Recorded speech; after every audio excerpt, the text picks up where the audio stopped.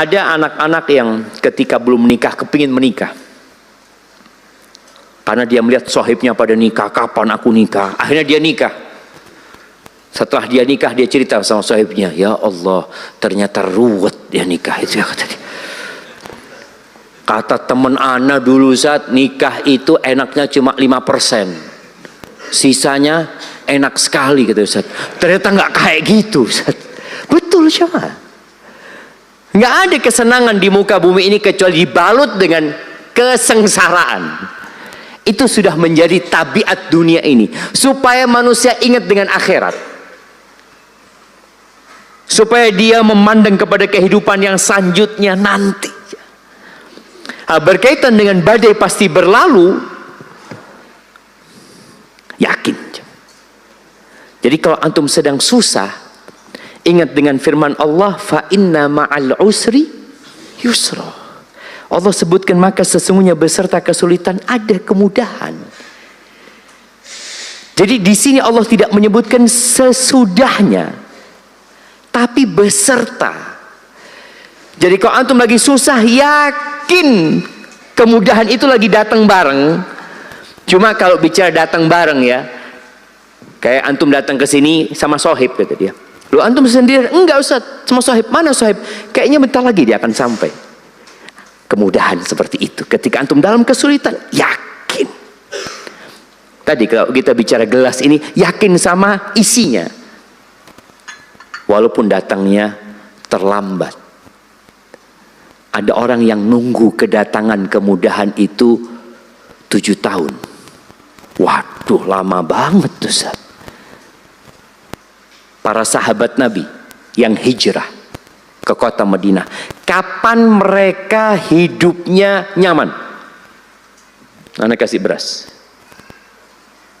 Kapan secara ekonomi kehidupan mereka jadi lebih nyaman? Jemaah, nah, setelah perang Khaybar. Kasihkan hadiah berasnya itu bang, Insya Allah. Tapi para sahabat Nabi pernah makan nasi enggak? Nggak ada nasi di Madinah, nggak ada nasi di Madinah, di Mekah jemaah. Khaybar itu di awal tahun ke-7 Hijriah. Artinya tahun pertama, tahun kedua, tahun ketiga, tahun keempat, tahun kelima, tahun keenam, mereka terus berjuang jemaah. Tahun ke-7 datang kemudahan. Allah berikan kemudahan kepada para sahabatnya. Tapi orang kalau memandang kepada kemudahan itu, hidupnya tenang. Dia yakin fa inna ma'al usri yusra. Kalau antum ngomong sama istri, mungkin kondisi ekonomi lagi susah, sampaikan kepada istri, fa inna ma'al usri yusra, kata dia. Dipandang antum sama istri antum, ya sudah berapa tahun kita susah kayak gini. Enggak, masih banyak kemudahannya. Lihatlah kepada kemudahan-kemudahan yang lainnya jemaah. Taib. Di halaman ke-36 coba dibaca ucapan Ibnul Mubarak. Assalamualaikum. Ibnul Mubarak rahimahullah ta'ala berkata dalam kitabnya Al-Jihad, bahwasannya Umar bin Khattab radhiyallahu anhu pernah menulis surat kepada Abu Ubaidah yang baru tiba di Syam dan dihadang oleh musuh kala itu. Isi tulisan Umar, amma ba'd, tidaklah Allah menurunkan kesulitan pada seorang mukmin, melainkan setelah itu Allah akan mendatangkan kelapangan baginya. Oleh sebab itu, ingatlah, satu kesulitan mustahil mengalahkan dua kemudahan. Kemudian dalam surat tersebut, Umar bin Khattab radhiyallahu anhu menyebutkan ayat, ya ayyuhalladzina amanu isbiru wasabiru warabitu wattaqullaha la'allakum tuflihun. Wahai orang-orang yang beriman, bersabarlah kamu, kuatkanlah kesabaranmu, tetaplah bersiap siaga di perbatasan, dan bertawakallah kepada Allah agar kamu beruntung. Bertakwalah kepada Allah agar kamu beruntung. Barakallahu fikum. Jadi para sahabat Nabi, ya ketika peperangan itu nggak selalu menang, jemaah. Mereka menghadapi masa-masa yang sulit. Ketika perang Riddah menghadapi Musailamah al-Kadzdzab itu ya, itu banyak sahabat yang terbunuh. Bahkan pembaca Al-Quran, penghafal Al-Quran. Tapi setelah itu Allah kasih kemenangan. Namun butuh kesabaran. Tapi umat Islam ketika perang Badar menang apa kalah? menang. Ketika perang Uhud kalah. Setelah itu perang Khandaq menang gitu. Setelah perang Khandaq tahun ke-6 Hijriah mau umroh nggak bisa umroh. Akhirnya tahun depan baru bisa umroh. Kemudian selanjutnya Fathu Makkah. Terus seperti itu. Ada kesulitan, bersamanya ada kemudahan. Jangan antum berpikir mau seneng terus. Jadi kalau antum jalannya turun terus, kira-kira sampai kemana nanti? Ke jurang. Maka antum lihat semua jalan yang dibuat oleh manusia mesti ada naik ya, nanti turun lagi, dibikin naik lagi, baru akan sampai. Dan kadangkala dibikin jalan itu berkelok-kelok. Coba kalau dibikin lurus, nah, ada yang sampai, nggak ada yang sampai, turun dan tidak pernah selamat, nggak akan bisa naik dia. Maka ini sunnatullah, bersama kesulitan ada kemudahan. Baik, mungkin ya dibaca di halaman selanjutnya, halaman 37. Assalamualaikum. Sabar dan optimis adalah kunci saat semua pintu tertutup. Apabila semua pintu telah tertutup dan semua jalan buntu, yakinlah bahwa pintu Allah Azza wa Jalla akan terbuka dan jalan menujunya akan tembus. Percayalah pada pertolongan Allah. Ketika Nabi Musa alaihissalatu wassalam melarikan diri bersama kaumnya dan menemui jalan buntu, lautan yang tak mungkin diseberangi, tanpa kapal dan tanpa jembatan, kaumnya pun merasa pesimis. Pasukan Fir'aun yang selama bertahun-tahun menjadi momok menakutkan semakin mendekati mereka. Dalam keadaan yang sangat mencekam, di hadapan mereka terdapat lautan. Sementara di belakang mereka tentara Fir'aun yang siap menghabisi. Orang-orang yang imannya lemah mulai putus asa. Namun tidak demikian dengan Nabi Musa alaihissalatu wassalam. Ia tetap optimis. Keimanannya telah merasuk ke relung-relung hatinya, bercampur dengan darah yang dipompakan oleh jantungnya ke seluruh jiwa dan raganya. Hal ini mengantarkannya untuk selalu berhusnudzon kepada Allah Subhanahu wa taala. Allah Subhanahu wa taala telah berfirman dalam sebuah hadis qudsi, "Ana 'inda dhanni 'abdi bi." Aku sesuai dengan persangkaan hambaku kepadaku. Barakallahu fiik. Jadi ternyata semuanya tergantung persangkaan kita kepada Allah. Allahumma shayyiban nafi'an. Kalau antum lihat hujan ini, aduh, banjir kayaknya. Banjir sungguhan nanti coba.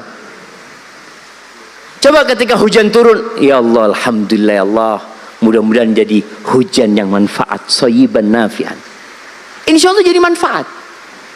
Tapi kenapa banyak manusia ketika turun hujan itu dia berprasangka buruk, yang akhirnya dia menunggu itu banjir, jemaah. Memang dia tunggu, dilihat airnya, oh mulai naik kan? Ah, betul kan? Sedangkan Nabi SAW mengajarkan kepada kita berbaik sangkalah kepada Allah. Dan cerita Nabi Musa tadi, bagaimana Nabi Musa melihat lautan dan kaumnya sudah putus asa, Nabi Musa mengatakan, kalla inna ma'ya rabbi sayhidin. Enggak mungkin mereka akan menghabisi kita. Itu baik sangka sama Allah. Sesungguhnya bersamaku ada Rabbku yang akan memberikan petunjuk kepadaku. Padahal nggak mungkin secara akal manusia, ya Allah, nih orang gimana sih? Udah nggak ada jalan, nih laut, nggak ada perahu. Depanmu belakangmu Fir'aun. Apa yang terjadi? Allah bisa membelah lautan, jamaah. Kadangkala kita itu fokus dengan kemampuan kita, lupa dengan kemampuan Sang Pencipta. Selalu kita mengatakan kayaknya tidak mungkin. Loh, apanya nggak mungkin? Ruwet urusannya, Ustaz. Loh, oke, kalau Allah mudahkan, ya nggak tahu lagi ya. Kok nggak tahu lagi? Yakin kalau Allah memudahkan, lautan dibelah sama Allah Subhanahu wa taala. Dan kalau antum lihat Nabi Ibrahim ketika dilemparkan ke api, apa yang dikatakan oleh Nabi Ibrahim? Anak kasih minyak antum. Nah, apa yang dikatakan oleh Nabi Ibrahim? Jamaah, mana yang mau angkat tangan?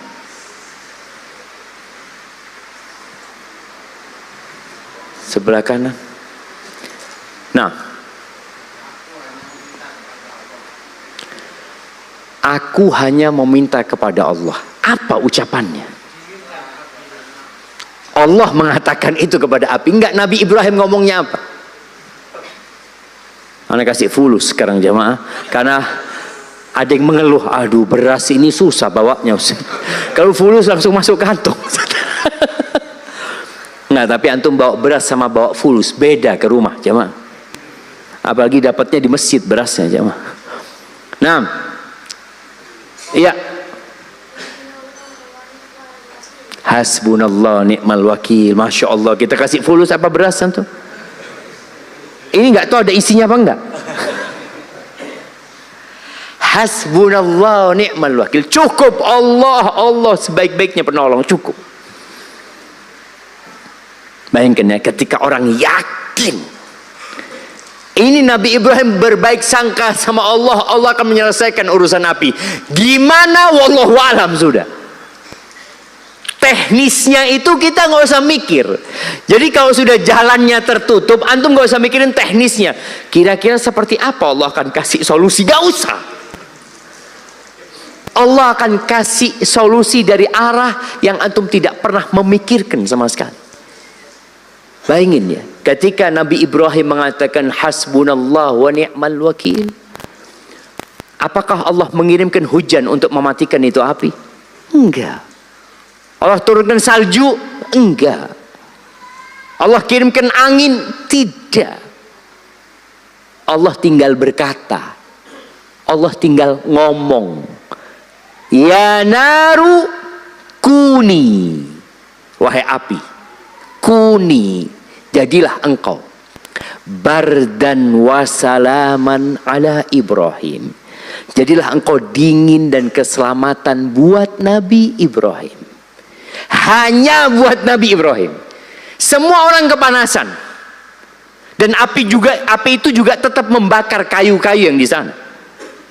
Nggak ada kaumnya yang tahu-tahu ngelihat Nabi Ibrahim tidak terbakar, mereka mendekat, oh kayaknya apinya ini nggak membakar. Nggak ada. Mereka tahu api itu membakar. Maka di sini kita harus menumbuhkan optimisme. Allah itu bisa.